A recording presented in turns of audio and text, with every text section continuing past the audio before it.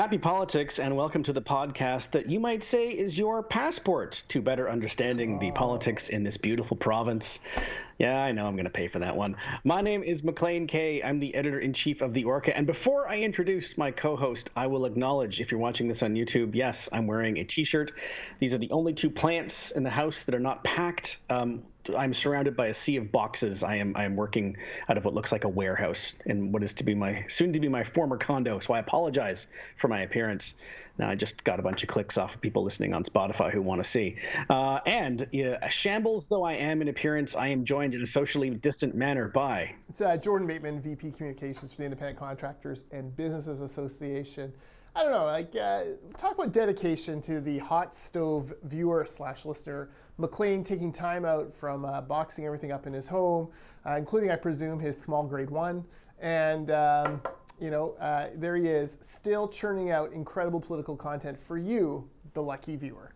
That's right. I'm like a saint, you know. Exactly. I understand. Breaking news, John Fluvog is designing a pair of shoes to honor you. Exciting. And Lisa Yusa has already got 4 orders in for that shoe, so congratulations. Good of Fluvog to design a croc. Anyway, I alluded to it with a terrible joke off the top, but in a couple of hours from now, we're recording around 11:15 in the morning on Tuesday, the province will announce details of the vaccine passport program. As I just said, we don't know the details yet because they haven't been announced, but the province did sort of quietly soft launch the vaccine passport rollout. I think it was, I don't want to say spoiled, but the cat was let out of the bag by Justin McElroy from CBC. Jordan, I'll tell you what happened. I saw his tweet first thing this morning and thought, you know what? There's a chance this is going to get bunged up, so I'm going to do mine right now, right this second. And I had no issues. But apparently I was among the last to have absolutely no issues. Your faith in government always astounds me. Obviously, of course it's going to have screw-ups. Of course they're not going to have enough bandwidth to handle it. Of course. I mean, we've seen this. Virtually every government of every stripe in every country. You think back to the Obamacare disaster of the first few days and how that almost derailed that program. We think... What was that? What was the one that they really just kicked the snot out of TELUS for, Adrian Dix? The vaccine appointments. Oh, vaccine appointments, right? Which was clearly, they blame TELUS, but I think nudge, nudge, wink, wink. It's more likely the user, the government itself that was to blame there, since it's systemic to that. Anyways, all that to say, I did try. I do have the health app, although I'm not as keen on the health app as some people are. Like Rob Shaw loves it. He loves tweeting about it. He loves that app. I find it actually kind of counterintuitive in how it's used, and it opens a browser. I find that kind of weird. But anyways, I got to a QR code, but I was not able to download that QR code onto my phone, so I will have to go back into the process at some point. That is, I mean, it sounds like just from the reaction on Twitter, it sounds like your experience is fairly typical. I mean, yeah, I was back and forth with Rob this morning, Rob Shaw. He's saying it's no big deal, it's early days. And I said, I'm kind of in the middle. You're right, it is early days and there's time to figure it out. But I mean, what's happened so far doesn't exactly argue for confidence. Yeah. And so, we'll revisit in 24, 48 hours. But I mean, you're quite right to bring up the Obamacare rollout and things like that, where when you introduce a program that, an entire population is going to want to take advantage of immediately from an IT point of view, there's only so much bandwidth. Mm-hmm. And so I wonder if the province intended to do something like, everyone whose last name starts from A to K, you go today, and then everyone else tomorrow, and just in some way to attempt to kind of spread it out a little. But, if the cat was left out of the bag, then we're all running to the checkout at once. A to K, hey, K, hey, just make sure you're in there. No, the K can wait to the end. No, it's possible, although I didn't see any kind of evidence of that on the website itself. Look, it's a launch, but if it can't handle the bandwidth from a pre-launch from, a Justin McElroy tweet. By the way, I heard about it from Drex. So thank you, Justin Wilcombs. The real Justin who's keeping me safe from COVID is Justin Wilcombs Drex, not Justin McElroy, who I didn't see that tweet for. But anyways, if they can't handle the pre-launch, it does make you a little nervous about going forward. And then again, the number one question that will come out in this briefing, I hope, is What about the people who are not tech savvy, who are not app savvy, who do not have a smartphone that they can get it? How are they going to have this access to this? Our library is going to be available to, print these things out for people. Like, what's the plan for those who aren't as tech savvy? Yeah, I mean, I use an iPhone, and so when I downloaded it successfully this morning, it wasn't immediately obvious where to save it. I'm not going to get into the tech aspect of it, but I mean, it took me a few minutes of being, well, no, it wants to save it to GarageBand, which makes no sense. I didn't know I had that, and you kind of had to like work through the back end, and I was thinking the whole time of people like my mother, who is a brilliant woman and also has an iPhone, but I know is going to have trouble with this kind of thing. Well, I downloaded it. Where is it on my phone? Yeah. So yeah, there's going to be some hiccups like that, and well, we'll see. Yeah, that's a good question. So I assume it just went into images. It doesn't go into images? No, it did not go into my photo album, which is what threw me off. Yeah. So I downloaded it and then was, okay, well, I better make sure I can find it. And I had to, it went into files, which is actually something that I had to download because it wasn't on my phone. So it worked out. I have my passport QR code on my phone, and that's great, but it wasn't as straightforward as you might think. Yeah. Yeah, that's not good. They should also have some sort of compatibility with the iPhone wallet, right? Like, you should just be able to go into your wallet like a boarding pass does. It's literally just a PDF. Pardon me? Yeah, I mean, it would be great if it could go into my wallet, but you're just downloading like a paper PDF, really. It's just like basically a picture. Okay, so I did get a QR code at one point, and I just screenshot it because I couldn't download the official one. So maybe the screenshot's enough if I have a screenshot of the QR code. As long as they can download the QR code, you're fine. Well, anyways, prepare yourself for the usual stories of tech disasters and finger pointing, and I've no doubt Adrian Dix is already ready to plunge a knife into poor TELUS or whoever else they happen to has drawn the short straw of having to provide the back end for what will be a incredibly oversubscribed and woefully underprepared program. we shall see. What was I going to say next? In our email exchange before the show, you had suggested the topic, and I will quote it here. Will we even be through COVID? There's so many ways to take that, Jordan. Yes. Will we ever? I don't know what that means. Let me tell you a story, and I assume that many organizations are facing the same thing. Well, I know they are. But here at ICBA, we launched a workplace wellness program last year. We want to do a tour of 6 or 7 cities in British Columbia. We have a speaker who is well known throughout British Columbia for speaking on mental health issues. It lined up, and we want to do a tour. We want to visit folks in Fort St. John, Prince George, Kamloops, Kelowna, Surrey, and Victoria. We keep having to swap dates, push things back. It is very, very difficult to plan anything right now, still. And this is an event and a program that will help folks, bring attention to workplace wellness, hopefully spark more programs for people in construction, all that good stuff. We're like, okay, so we're Prince George, November 3rd or 4th. I'm not sure if that's going to be allowed. It just makes it incredibly difficult to plan here. And, now you're reading about the MU variant or MU variant or whatever they're calling it. This is very difficult times. So there's that on the smaller level event. And then, larger level event for ICBA, we do a big gala celebration of construction every year. We haven't done it for the last, couple of years now, 2020 for sure. We won't do it in 2021. We had planned for March 2022 with a prominent NFL quarterback who we hope plays just south of us on the I-5, as long as he says yes. But now I'm like, will we be allowed to have 1,000 people in a room in March? Even if they are all double vaxxed and provide proof of it at the door. I don't know. It's very difficult to plan anything right now. Yeah, you're right. I mean, how do you plan? And I can only assume you mean Geno Smith, who I think is the Seahawks backup. Probably dated, but I don't even know what to add to that other than it's frustrating and we have no idea. And you're quite right. I mean, it's a good example of you're not the only business out there or that's planning a large event or a convention we're probably later in this show going to talk about the BC Liberal leadership race. The plan was always that it would end next year at a big in-person convention. Maybe?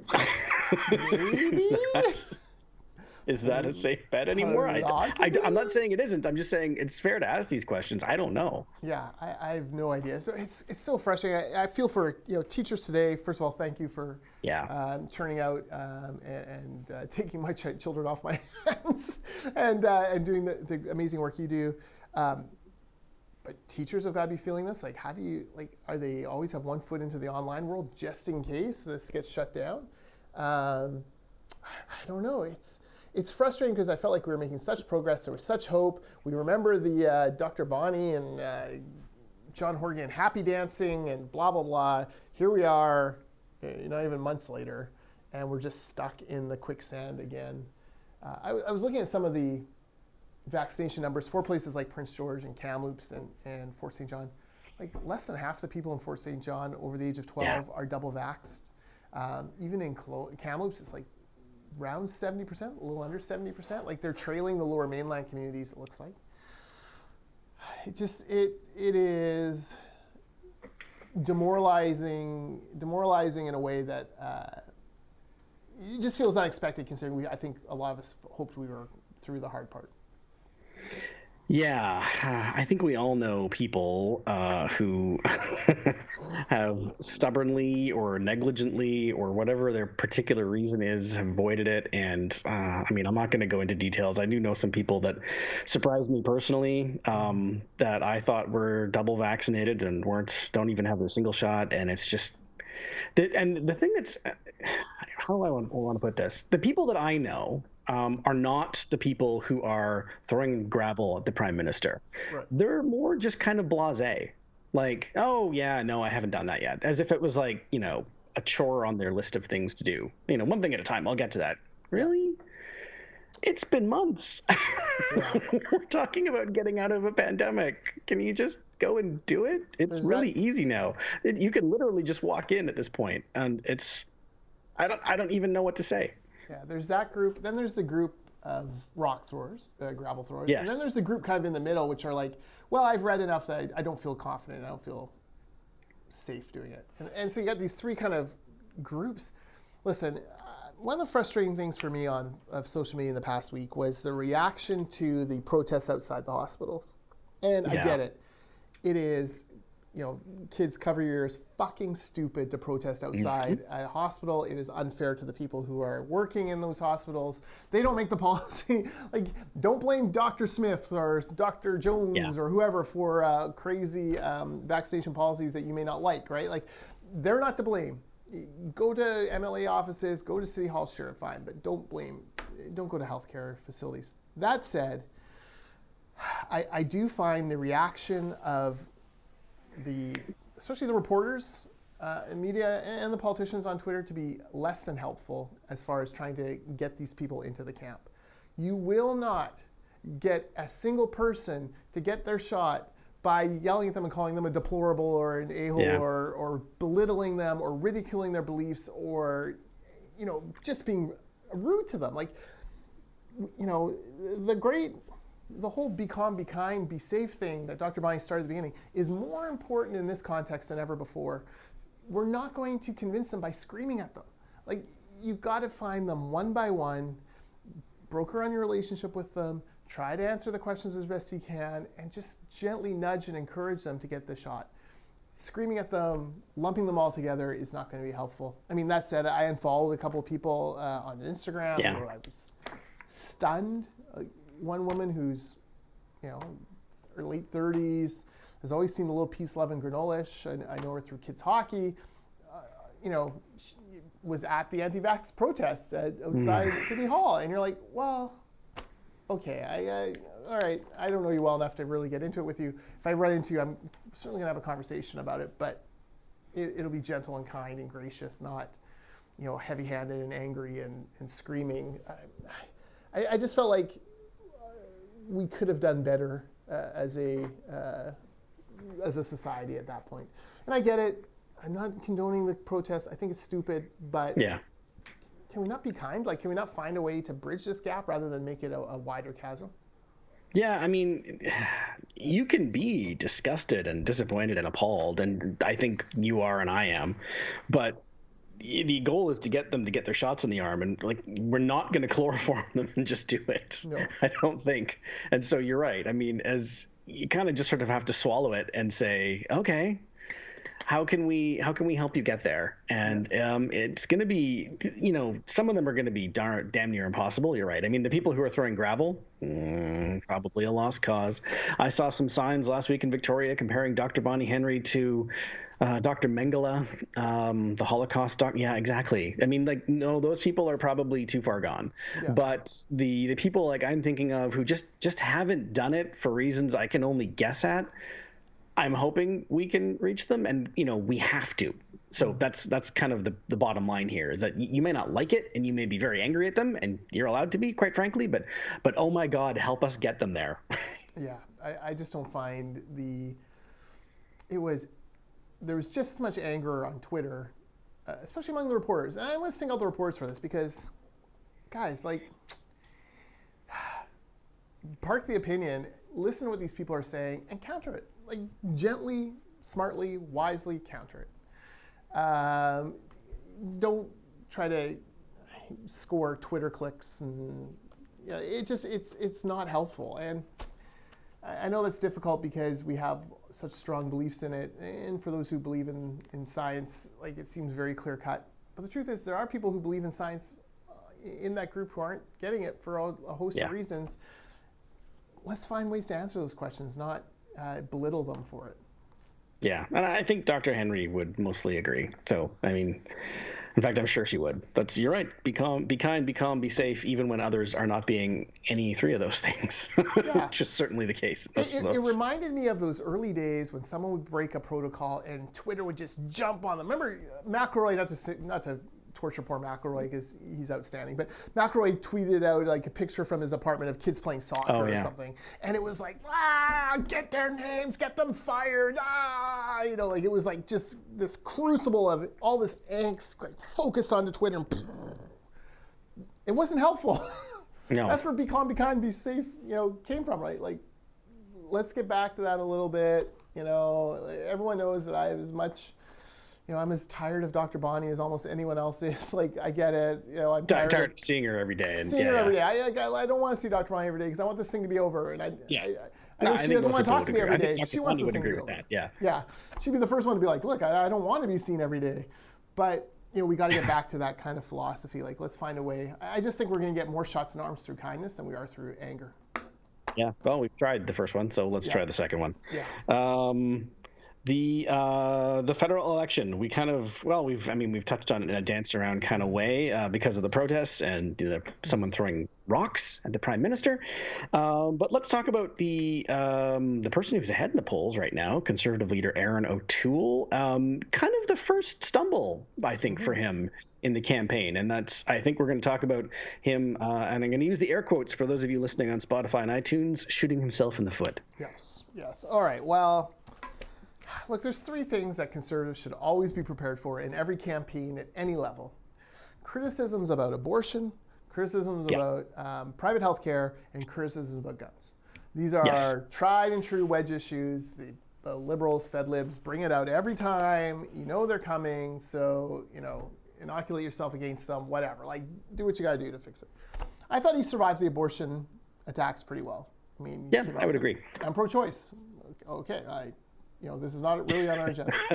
The fewer words you say after that sentence, the better. Yeah. So you're like, okay, well, he survived that one. All right. So there you go. And there are people in his caucus who are rabidly pro-life. Look, parties are big tents. Canadians are split on this more than people want to admit. It's fine. But the leader came out and said, this. And let's put this all in the context of this is a leader who needs to win seats in, including the suburbs, Vancouver, Toronto, Montreal. Winnipeg, Calgary, this is where this election is being won and lost. So you just got to be acceptable to suburban voters. Then, private healthcare, I actually thought that backfired on the Liberals. They look stupid. Yeah. No one was talking about that. You have, Justin and Sophie got their vaccinations at a private health clinic, Shoppers Drug Mart or whatever it was, Rexall or whatever it was. Like, it's sort of dumb. Everyone's, there's no radical agenda. And I think right now, all of us are like, just spend what you ever need to spend. Spend anything you need to spend on healthcare in order to get us through this crisis. So that fell flat. Guns, oh guns. And the funny thing is, like, you get into these long 1,000-word think pieces where you're like, no, this is why Erin O'Toole is right. They're talking about different assault ban rules, blah, blah, blah. The problem with this issue is the media buys the liberal spin, hook, line, and sinker, because the media have never touched a gun, never want to touch a gun. You know, they are not hunters, or they're, you know, urban elites who have a different view of the world than people in rural Alberta. No offense, rural Alberta. So, but they don't care, you know. So the liberals say this is an assault gun ban, and you know the smart people look at it and go, "Wait, that stuff was already banned, and wait, you know, your banning affects nothing." So just let it be. Like, pick a position, stick with it. Now what O'Toole has done is he's pissed off everyone. He's pissed off the rabid gun people, the sort of gun people, the I don't have a gun but I like freedom people, and you know the anti-gun people. They're all pissed off. All he's doing is bleeding votes out of this issue, and you're like, oh, like. You must have known this was coming. You must have known. Like, this is as predictable a ploy as there is. Now the polls are tightening, which I also think was, you know, predictable. I'm not sure either party's really, well, it doesn't seem like either party's going to get a majority. I'm not sure which one is going to, you know, pull out a plurality of seats, or if that even matters at this point. But you're like, oh, Erin, like, you were doing so well. You avoided those first two traps and then just like jumped into the third one. I don't understand that. Yeah, I mean, and you're bringing up the technicalities in the latest, I'm going to again use the air quotes for the record third time this podcast, latest gun ban, because you're right, the new legislation didn't really change much materially. I mean, assault weapons have been banned in Canada for quite some time, and I think rightfully so. But it was kind of a little foot trap for him to not step in, and that's the first real stumble from him this campaign, because I think you actually laid it out perfectly. It's not really about the issue; it's about just being consistent. Mm-hmm. And we've talked about it on this show before. The Liberals are masters at having one position for years, changing it at 10 a.m. in the morning, and then at 2 p.m. saying it's outrageous that the other parties don't agree with us on this change. They want to take us backwards to 4 hours ago when we thought the same thing. And it works for them. They managed to pull it off over and over and over again. And I think you're right. O'Toole has avoided it. He sidestepped it on a couple issues, but he stumbled a little bit on this one. Yeah. So we'll see what the effect is. I mean, it just goes to credibility. You know, mm-hmm.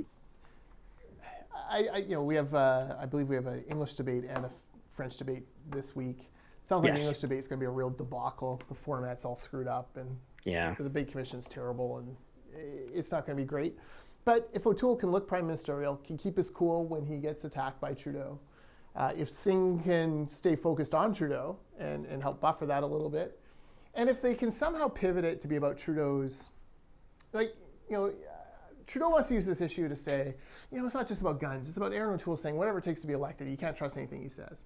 Well, that's a bit rich coming from a guy who has multiple ethics violations, lined the pockets of his friends and insiders, saw Jerry Butts have to leave because, there's a lot of fertile ground there for O'Toole and Singh to turn on him pretty quickly. Raj Saini, all those different kind of issues, right? My sense is that kind of hypocrisy won't serve Trudeau well. And also, Trudeau's not great at prosecuting attacks. He's better in the sunny ways sort of thing, but he looks, when he really goes hard on someone, he looks petty, he looks immature, he looks, angry. He doesn't have that kind of happy warrior vibe to him. He's happy when he's winning or when everything is hunky-dory. He's not so happy. He doesn't have that little gleam in his eye. You start to think to yourself, oh, maybe there's a different guy in there than I thought. And that's not good in a campaign where authenticity does still, I think, matter probably more than electability at this point. So we'll see.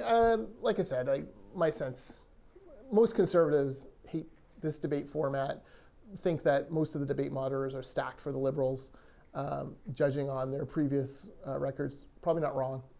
You've got one debate moderator who actually was a party to a suit against the Conservative Party. It's a bit much. Is it the same moderators this time? Yeah, there's a bunch of them, right? I don't like that. I wish they would just.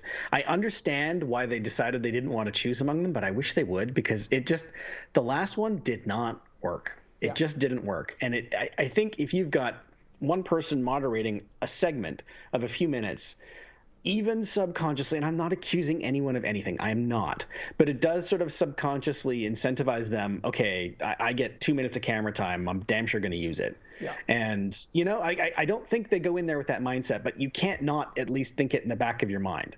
And I wish they would just pick one. Any of them would be fine, but it's what they came up with last time, I thought fell really flat. Look, you have one English debate, you have 3 or 4 French debates. There should be 3 English debates. One on CBC, or led by a CBC moderator, one led by a CTV moderator, one led by a global moderator. Like, this is pretty simple stuff, right? Like, this is not rocket science to figure out.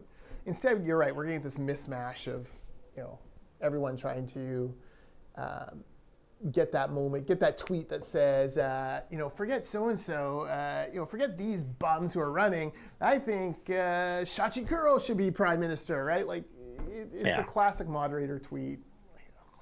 It makes me want to gag. The list of topics was released today. Foreign affairs isn't on it. Like, how is there not one question about Afghanistan? Like, not one? Come on. Yeah. I mean, I guess or China. They'll still have the opportunity to ask each other questions, and that's where that will come in. But you're right. I mean, I would have thought foreign affairs would be one of the things we would talk about as well in any debate, much less what just happened in Afghanistan and what's happening with the detainees in China. But that's what happens when you only have one English language debate. It's kind of embarrassing, actually. It is. It is. The Americans would be appalled at this. I mean, think how many primary debates there are. Like, the guys, the folks who run against Biden in 2024 on the Republican side, there'll be 10, 12, 15 debates. Yes. Like, and God knows I'll be there for all of them, watching them, enjoying it. Why not? That's better. You want to see who's there and what they're talking about. Exactly. One of the people excluded from the debates, in fact, the only person who's actually been excluded in any real sense is. And I am sighing because I don't really want to talk about this guy, but we kind of have to. And that is the People's Party and their leader, Maxime Bernier. And you're hearing the distaste in my voice. I'm not going to disguise it.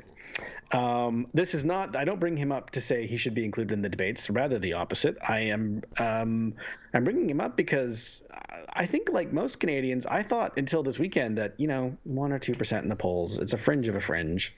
We probably worry too much about them. There were some events this weekend. I think one of them was in Kelowna, where it appeared at least as though he was addressing very large crowds. Is something happening out there that I don't want to talk about? Yes. I don't want to talk about it either, but let's talk about it. So the PPC in the latest rolling Echoes poll of Ontario is up to 10% in Ontario. So a while back, look, there's a wave of populism happening, and a lot of it's around the anti-vax movement, but it's not just the vax movement, right? It's happening in France. It's happening in Australia. It's happening in America for years. It's spreading around the world. I don't know why we thought Canada would be exempt from this. This is why, last week on Twitter, I flagged that BCA Businesses Against Health Passes or Health Passports Facebook group that was at 20,000 at the time and growing rapidly, is now, I think, at 120,000 members. Certain folks on Twitter poo-pooed that and was like, it's not a big deal, wait, that's not even 10% of the unvaccinated people. The problem is these folks are finding each other in a way, and what no one really understood is they've closed that group now. They've hidden it from the public, so you have to ask to join. Before they did, you would see post after post of people saying, I thought I was alone in this. I can't talk to any of my friends about my beliefs on this. But I found you I found you here in this Facebook group, and I just feel so validated and so okay and so heard. That is what Bernie is bringing to this race. For that 10% in Ontario, if that's the number, he's bringing a voice that's like, I don't want more government interaction with my life. I want less. And Doug Ford was supposed to deliver that, and he didn't. And here we are. This could grow. If they get past again, fucking stupid stuff like throwing rocks at prime ministers and protesting outside health hospitals, if they can find, it could grow very rapidly among people who are like, well, I don't mind a vax passport, but I don't like this particular freedom impinged, or I don't like that freedom impinged, blah, blah. This is happening in every civilized country around the world. Of course it's going to happen in Canada. The question now is, is that going to be a stable vote for Bernier in this election? Is he going to claw 5, 6, 7% nationally out of this? And if it does that sink the hopes of folks who want to defeat Justin Trudeau? I mean, the answer to your last question is, if it is 10%, then yeah, I think that would be probably fatal. It would depend largely on where those votes are, but I mean, 10% in Ontario is not insignificant. What is the Green Party poll in Ontario? Minus 2%. Yeah, well, I mean, and they're leaders in Ontario. You're right. This is concerning. It's something to watch. And I just approached it from a political point of view, and how will this affect the Conservatives? That's not the big issue here. The big issue here is, it's people who are finding each other and discovering that they're both incredibly angry about the same things. And hey, I'm here to listen all day for a patient. Here's why I think this kind of argument about smaller government or whatever. That's fine. I'll listen to anything. But man, every time you turn around on Twitter or Facebook, you see, well, here's the campaign manager in this riding, and they're a noted white supremacist, and here's this one, and they're chucking rocks at this event, and no, guys, no, Yeah. It should not fly. And I don't know. There have been a lot of people, again, to talk politics about it, trying to link O'Toole with this. And I think that O'Toole has done about as good a job as he can saying, I disavow this completely. He tweeted something yesterday about the people throwing rocks at Trudeau, saying, political violence is never okay. And, both the prime minister and the media, I'm not getting it verbatim, have a right to be safe. And there were people saying, well, wait, what does he mean by that? Come on. Were there 14 words in the tweet? Was that the problem? Yeah, I was like, come on. He was arguing about, well, if the comma wasn't put there, then it could be interpreted to mean it's okay against this prime minister. Yeah, guys, grow up. But, Maxime Bernier is out there talking about revolution, using that word. This is different. You get the feeling they want O'Toole to sound like he's this firebrand. But Bernier is out there actually saying that stuff. Yeah. No, you're exactly right. It's worrisome. Like, this isn't going to go away, especially if more draconian lockdown measures occur. And even in places that have been held up by pro-lockdown people as, perfect, wonderful examples, New Zealand, Australia, this movement's growing there too in leaps and bounds. Buckle up. Yep. What a time to be alive. On a happier note, our weekly segment about you giving us behind-the-scenes updates on what's happening with the BC Liberal leadership race. You had what are we calling them? Dew brews? That's what they're calling them, Dew brews. I did. With an event with Gavin Dew, who is one of the contenders for, the leadership of the BC Liberals. So Gavin Dew and part of the Dew crew came out to Langley last week. They were kind enough to invite me to come and visit them. I had nachos and an excellent craft ale from, I believe, Trading Post. Nice. Anyways, it was great. It was great. Small, I would say probably a dozen, maybe 15 people kind of in and out through the course of the couple hours. Got to see one of my favorite people in BC politics, Ali Blades, who's outstanding. Got to see Tyler Pronick, and then, of course, the main event, Gavin Dew himself. Like, Gavin's running, obviously, a very, I was going to say youth-centric campaign, but millennial-centric campaign. Not all millennial are young anymore. Sorry, millennials. That's true. Whoa. So it's easy to say, well, he's like the idea guy and the energy guy. But you know what?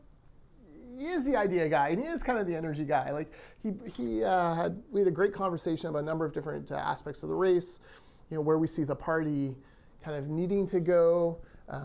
He generally agreed with my sentiment that it's less about policies right now, and certainly less about policies than the 2017 race was, and more about, like, how do we rebuild the party? How do we find the values that stitch us together? And what does it mean? How do we bring in a new generation of candidate and organizer? Very important questions.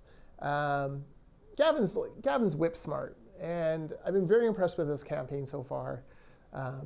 They've tried innovative things. He has a link in every email that they send out, which is like book an online Zoom with him, and you just click on there. He has hours available. You can, any BC Liberal member can book a Zoom with him. I asked him how that was working out. He says he loves it. He's been doing dozens and dozens and dozens of them, even with folks who wouldn't normally agree with him on stuff. He said he had done one that day with someone who was very concerned about Soji. And they didn't find common ground on every issue, but they found common ground on enough that the person was like, "Thank you for listening. Thank you for hearing me out. Like, I appreciate that. It's more than this guy did or this candidate did." I think that's a very interesting use of that technology, very important use. I think it's one that is a advantage for him so far, and I suspect other campaigns will steal it because I think it's working. We also talked about how concerned we are with the number of folks who are coming off the rolls in the next few months. From that 2017 race. That membership in the BC Liberal Party is going to shrink and then need to be rebuilt and expanded again. How do we do that? Yeah, and just for people who are listening and don't know what that means, in the last leadership race, the party, the various campaigns signed up, I can't remember the number, but an X number of new BC Liberal members. Party memberships expire if you don't renew them. And what Jordan's referring to here is that between, then and when the vote will actually happen for the next leader, a lot of those memberships actually will expire if not renewed. And so, that is what is of concern there. Yeah, and I've kind of come around on this. This is actually something he and I talked about was, remember when Trudeau came out and said we're getting rid of the membership fee for... Yes. And everyone was like, "Oh, that's dumb." But I'm sort of coming around to this idea that, especially for under 45s, like, no one wants to belong to a political party of any stripe. Yeah. Like, that's just not how people are wired to identify. There's no reason to if you're not, extremely motivated. Totally. Like, I already like your Facebook page and follow you on Twitter. Like, isn't that enough? Yeah. And so maybe one thing we talked about was like, is that old membership model for political parties broken? Like, is there a new model that brings people in where you canvass a network rather than quote unquote members?